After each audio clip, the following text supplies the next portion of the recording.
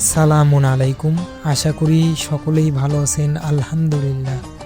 আজকে আমি আপনাদের শিক্ষা দেব আপনারা কিভাবে সুলেমানি তন্ত্রক্রিয়ার মাধ্যমে আপনার প্রিয় মানুষকে, বিবাহিত অবিবাহিত যে কোনো মানুষকে আপনি কিভাবে বশীকরণ করবেন এবং কিভাবে তাকে জীবন সঙ্গিনী হিসাবে পাবেন।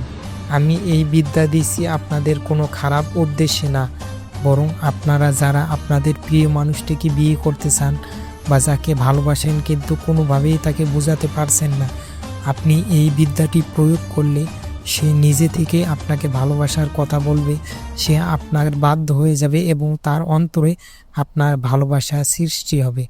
এটি কোনো কুফরি বা খারাপ কিছু আমি আপনাদের শিক্ষা দিচ্ছি না, এটি সম্পূর্ণ ইসলামিক। তো এটি আপনারা কোনো খারাপ উদ্দেশ্যে ব্যবহার করলে কাজ হবে না এবং দ্বিতীয়ত আপনাদের ক্ষতি হবে। তাই এটি কেউ কোনো খারাপ উদ্দেশ্যে ব্যবহার করবেন না।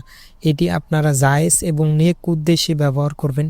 একমাত্র যাকে আপনি বিবাহ করবেন তার উপরে এই ক্রিয়াটি করবেন। এখন বলি এই ক্রিয়াটি কে করতে পারবেন। এটি শুধু ছেলেরা মেয়েদের উপরে করতে পারবেন। এটির জন্য আপনাকে তাকে না ছুঁতে হবে, না ধরতে হবে, না কিছু করতে হবে। এটি সম্পূর্ণ আপনার নিজের কাজ, অর্থাৎ আপনি এটি দূর থেকেই করতে পারবেন, আর বেশি কিছু লাগবে না। এখন বলে আপনি কাজটি কিভাবে করবেন। কাজটি করবেন আপনি যে কোনো চন্দ্র মাসের প্রথম বৃহস্পতিবার সকাল 8টা থেকে 10টার মধ্যে আপনাকে কাজটা করতে হবে। কিভাবে করবেন, এই কাজটি করার জন্য আপনাকে লাগবে ডালিম গাছের কলম এবং কিশোর জাফরান আর গোলাপ জল, আর একটি তাবিজের খোল এবং কালো কার তথা রশি, কালো রশি। এখন বলি কিভাবে কাজটি করবেন। আপনি যে কোনো চন্দ্র মাসের প্রথম বৃহস্পতিবার সকাল 10টার সময় পাক পবিত্র হয়ে জায়নামাজে বসবেন। বসার পরে আপনি 3 বার তওবা পড়বেন এবং 11 বার দরুদে ইব্রাহিম পাঠ করবেন। এরপরে আপনি পশ্চিম দিকে বসে নকশাটি লিখবেন। কিশোর জাফরান এবং গোলাপ জল মিশিয়ে আপনি কালি তৈরি করবেন। কিশোর জাফরান পরে আপনি ডালিম গাছের ডাল দিয়ে ভোজপত্রের ওপর নকশাটি লিখবেন। নকশার নিচে মেয়ের নাম এবং মেয়ের মায়ের নাম দিবেন, অর্থাৎ অমুকের মেয়ে অমুক, প্রথমে মেয়ের মায়ের নাম পরে মেয়ের নাম, এভাবে করবেন। করার পরে 11 বার বিসমিল্লাহ লেখা শেষ হলে আপনি 11 বার বিসমিল্লাহির রহমানির রহিম পড়বেন এবং 11 বার সেই তাবিজটায় ফু দেবেন। একবার বিসমিল্লাহির রহমানির রহিম পড়বেন, একবার সেই তাবিজের মধ্যে ফু দেবেন। এরপর সেই ভোজপত্রটি ভাঁজ করে আর সেই তাবিজটি ভাঁজ করে তাবিজের খোলের ভিতরে ঢুকাবেন, ঢুকিয়ে মোম দিয়ে মুখটা আটকিয়ে দেবেন।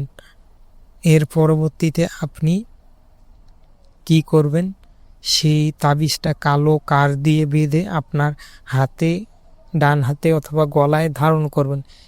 এই ধারণ করার পর 2 থেকে 3 দিনের মধ্যে আপনি রেজাল্ট দেখতে পারবেন। হ্যাঁ, আর মোম যখন মুখটা মুড়িয়ে দেবেন অবশ্যই মোমটা আবার আগুন লাগিয়ে দিয়েন না, ঠিক আছে। মোমটা আগুন দিয়ে হালকা গলিয়ে পরে দিয়েন। সরাসরি আগুন লাগিয়ে সেইটার উপর যে মোম জ্বালালে যে টুপ টুপ করে পড়ে আগুন জ্বলার পর, ওইভাবে দিয়েন না, তাহলে তাবিজ নষ্ট হয়ে যাবে, কাজ হবে না। আপনি মোমটা হালকা মেসের আগুন দিয়ে গরম করে মানে মুখটা আটকাই দিবেন, যাতে সেই তাবিজটা গরম না হয়।